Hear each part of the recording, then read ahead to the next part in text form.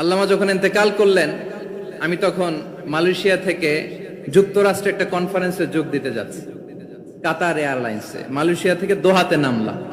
দোহায় যখন আমার ট্রানজিট, তখন শুনতে পেলাম যে আল্লামা বিদায় নিয়েছেন।